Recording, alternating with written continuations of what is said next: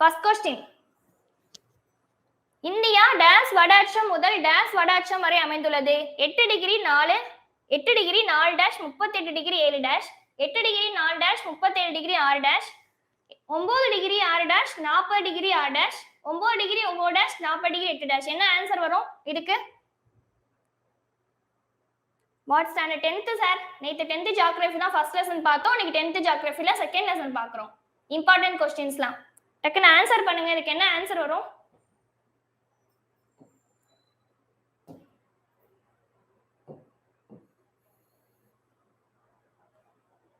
ஏயா? நல்லா பாருங்க. ஃபர்ஸ்ட் இதுக்கு ஆன்சர் என்ன? இந்தியா வந்து டேஸ் வடாட்சம் முதல் டேஸ் வடாட்சம் வரை பரவி உள்ளது. ஆன்சர் வந்து பி. இந்தியா வந்து 8 டிகிரி 4 வடாட்சம் முதல் 37 டிகிரி 6 வடாட்சம் வரை பரவி உள்ளது. ஓகேயா? ஏ போட்டவங்கள கொஞ்சம் கரெக்டா பாத்துக்கோங்க. இந்தியா வந்து 8 டிகிரி 4 வடாட்சம் முதல் 37 டிகிரி 6 வடாட்சம் வரை பரவி உள்ளது. ஓகேங்களா? 68 டிகிரி 7 கிழக்கு தீர்க்கம் முதல் 97 டிகிரி 25 கிழக்கு தீர்க்கம் வரை பரவி உள்ளது. ஓகேங்களா? ஓகே, செகண்ட் क्वेश्चन போயிடுவோமா? கொஞ்சம் பி சொன்னவங்களா நல்லா செக் பண்ணி, சாரி சி சொன்னவங்களா நல்லா செக் பண்ணி பாத்துக்கோங்க. கரெக்டா அந்த டிகிரி இந்த டேஷ்லாம் ஞாபகம் வச்சுக்கோங்க, ரொம்பவே முக்கியம். இந்த மாதிரி உங்களுக்கு கன்ஃபியூஸ் பண்ற மாதிரி தான் உங்களுக்கு ஆப்ஷன்ல கண்டிப்பா இருக்கும். சோ நல்லா கிளியரா படிச்சீங்கன்னா தான் நீங்க அடிக்க முடியும். செகண்ட் क्वेश्चन,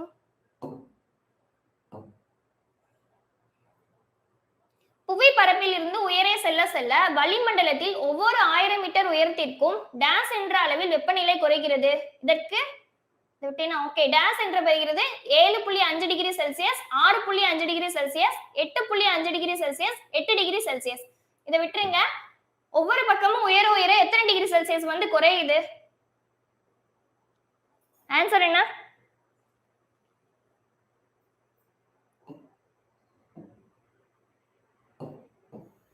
புவி பரப்பில் இருந்து உயரே செல்ல செல்ல வளிமண்டலத்தில் ஒவ்வொரு 1000 மீட்டர் உயரத்திற்கும் டேஸ் என்ற அளவில் வெப்பநிலை குறைகிறது. எவ்வளவுப்பா? பியா? ஓகே, 6.5 டிகிரி செல்சியஸ் தான் ஆன்சர். ஓகேங்களா? 6.5 டிகிரி செல்சியஸ் வந்து வெப்பநிலை வந்து நம்மளுக்கு வந்து குறையும். ஓகேங்களா? நெக்ஸ்ட் क्वेश्चन, அடுத்து, இந்தியாவின் காலநிலையை பாதிக்கும் மிக முக்கிய காரணி எது? அச்சம் பரவலா, நிலத்தோற்றமா, ஜெட் காற்றுகளா, பருவக்காற்றா? ஆன்சர் என்ன? இந்தியாவின் காலநிலையை பாதிக்கும் மிக முக்கிய காரணி எதுப்பா?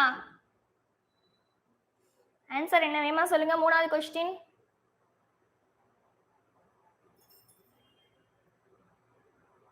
ஹாய் ஹாய் மேம், இப்பதான் வரீங்களா? இந்தியாவின் காலநிலை பாதிக்கும் மிக முக்கிய காரணி எதுப்பா? சியா? நல்லா பாருங்க.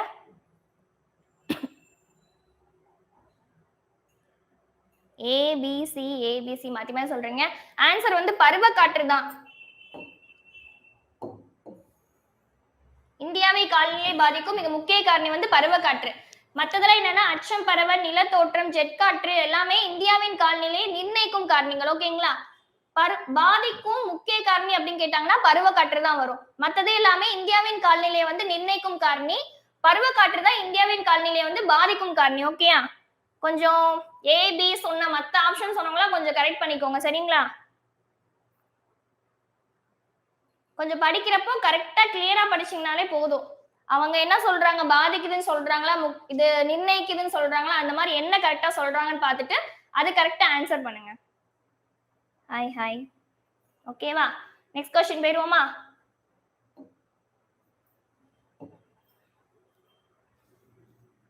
நெக்ஸ்ட் क्वेश्चन, ஒரு குறிப்பிட்ட இடத்தில் உள்ள வளிமண்டலத்தின் தன்மையை குறிப்பது எது? ஒரு குறிப்பிட்ட இடத்தில் உள்ள வளிமண்டலத்தின் தன்மையை குறிப்பது வானிலையா, காலநிலையா, நிலத்தோற்றமா, பருவக்காற்றா?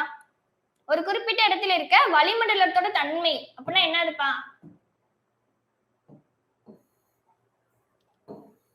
வளிமண்டலத்தின் தன்மையை குறிப்பது எது?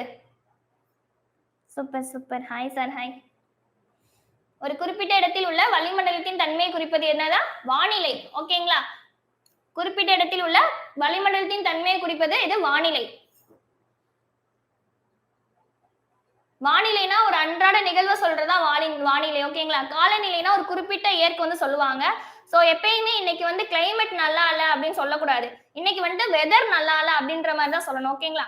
வானிலைன்றது வெதரு, காலநிலைன்றது கிளைமேட். சோ அதை ஞாபகம் வச்சுக்கோங்க. கிளைமேட் நல்லா இல்ல இந்த மாதிரி சொல்லாதீங்க, இனிமேட்டு வெதர் நல்லா இல்ல அப்படின்ற மாதிரி சொல்லணும்.